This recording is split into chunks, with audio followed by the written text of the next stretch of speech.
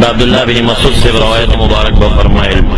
وی دو سیزونو تا ډیر متوجه اوسیږئ یو حجونه زر زرو کوي طوافونه زر زرو کوي مخکې د دې نه چې یو ورځ به راشي چې بیت الله شریف به د حبشو یو دوه تور رنګي چې وچې وچې تورې پونډۍ به لري کاڼې کاڼې به یې راواخلي او بیت الله شریف به وران کي بیا به داسې ځای نه وي چې تاسو طواف ترې نه وکئ عبدالله بن مسعود صاحب فرمایي مخکې غم وکئ طوافونه وکئ چې د طواف ځای به مرچ شي او دویمه خبره کوي چې لږ غور وکړي مخکې د دې نه چې یوه ورځ راځي چې قرآن کریم ګیلهمن د رب کائنات حضور ته ځي او په ژړا درنه ځي په ګیله درنه ځي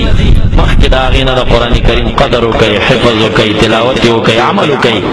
احترام یې وکړي ګینې دا به درنه لاړ شي چا ترې تپوس وکړو ولې قرآن کریم به مونږ نه ځي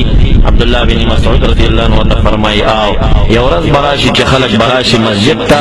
قرآن کریم به ګوري او چې قرآن کریم کولو کې د اول نه آخره پورې کاغذ به تش پروت وي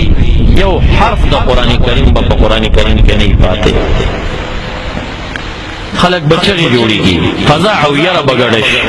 چې قرآن کریم ګیلهمن ته نه دی حافظان راټیم کوي چې مونږ ته لږ تلاوت وکړي وایي چې حافظ راوغواړي او هغه نه تپوس وکړي نو الحمد شریف بم د حافظ په سینه کې نه وي پاتې اب هم ته نه تلي ټوله به یاده وتلي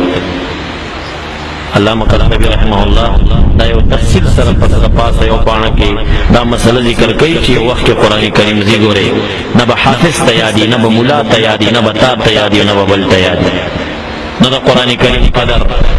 دارې غلافونه ورکوئ ښایسته ښایسته پوښونه ورکوئ او ښکلوئ تقبیل یې کوئ